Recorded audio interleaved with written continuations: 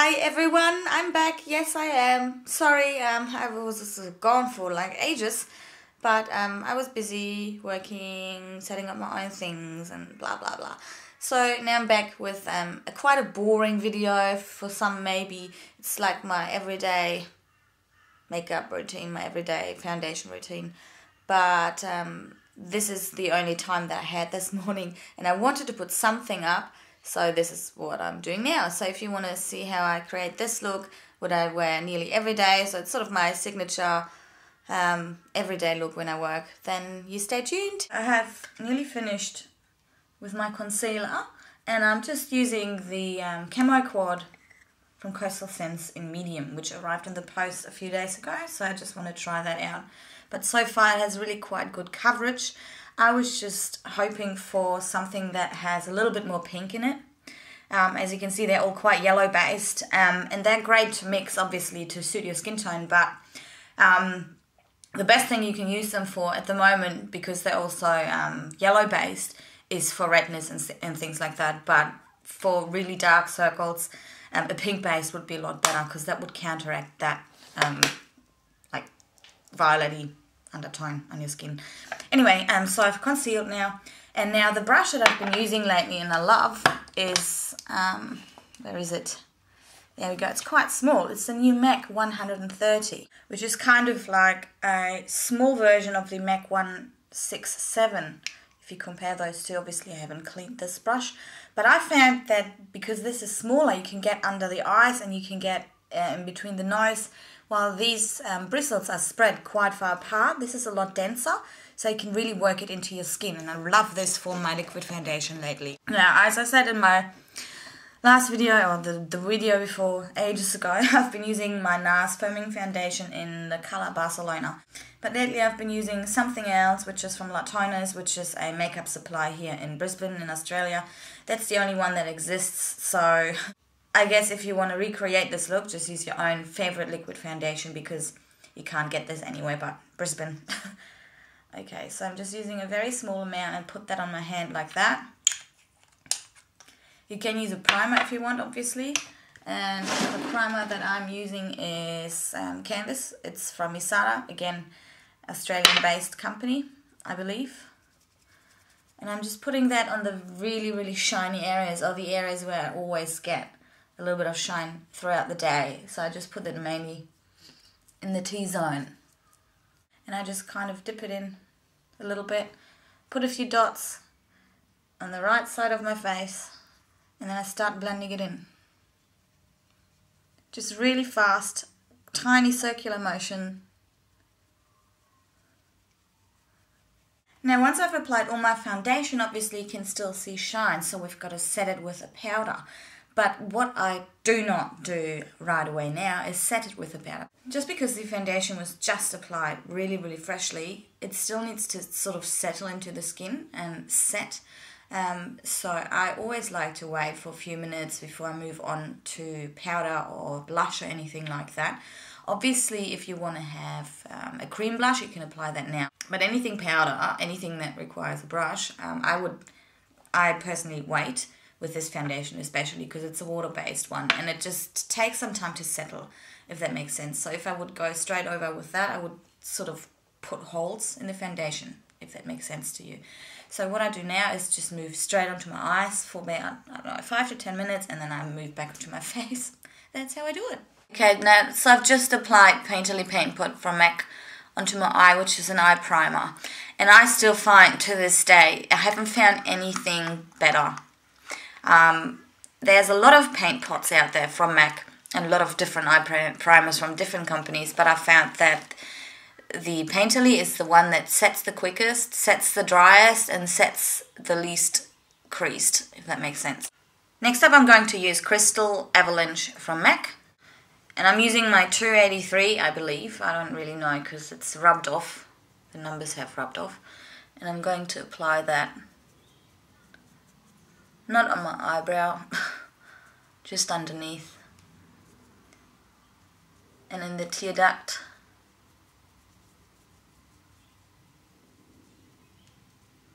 Next up, I'm going to move on to medium cider, which looks like this, and I apply that pretty much all over the lid, but I'm not going to use too much so it doesn't look too dark.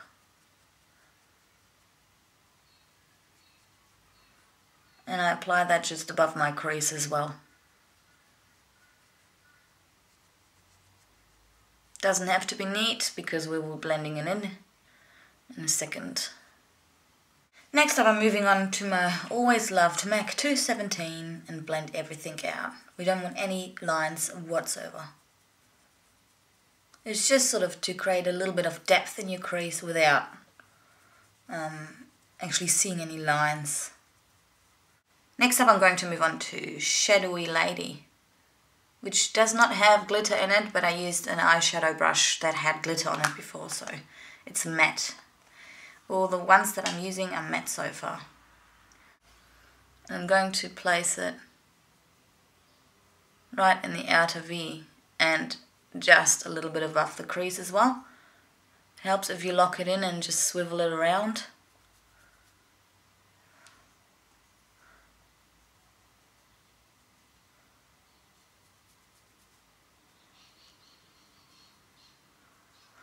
Once that's done, it looks all very weird, but now we're going to blend it out.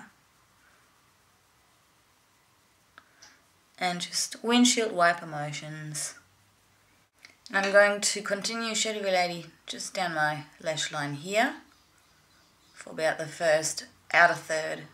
Next up, I'm going to use Tempting from MAC, which is my favorite gold color. It's like a brownie deep gold. And I'm still using my blending brush. Now, as you can see, this brush has sort of a flatter side and has a wider side. So now I'm going to start by placing it in with the flatter side, and while I'm blending it, I'm actually turning it around to the wider side, and I'm just going straight over Shadowy Lady. Reason why I'm doing it after is that I want to diffuse this color. If I would have put it in on top, I think it would have looked a little bit harsher. And now I'm going to turn it to the bulkier side and I'm going to blend it out. I'm going to use the same color again, Tempting, but this time I'm using the MAC 212, which is a flat brush. Looks like this. And I'm going to put the product on and I'm going to go underneath my lashes and place that gold there. Next up, I'm going to use a colour that I actually made myself and I pressed myself, which doesn't look as good as pressed eyeshadows from MAC, obviously, but it does the purpose. And it's a very goldy bronzy colour. It's quite sparkly. And I use my MAC 239 again, and I just use the tiniest amount and just place it right in the centre. Okay, moving on to my eyebrows. In the inner corner, I'm going to use Fling from MAC, and anything from that arch, I'm going to use Lingering from MAC. Okay, now that that's done, obviously we're going to apply some mascara. Alright, this was a total fail. I knew this would happen. I haven't done videos in so long, so I effed it up completely. I pressed record, or so I thought, when I put my powder and my contour and my blush on and my lipstick, and I actually didn't record it. So I'm just going to tell you what I used. So basically, as a powder to set everything after I did my eye makeup was the Prep and Prime powder, the translucent Prep and Prime powder from MAC, which goes with any skin tone because it doesn't look grey on your skin. It's so finely milled, and it is just perfect for any high definition work. And I just used that in my T-zone where I always get shiny, because I like to leave the sides kind of more natural looking, more glowy. As a blush, I used NARS Orgasm because I love it, because it just looks very diffused on you, and it has that gold sparkle in it as well.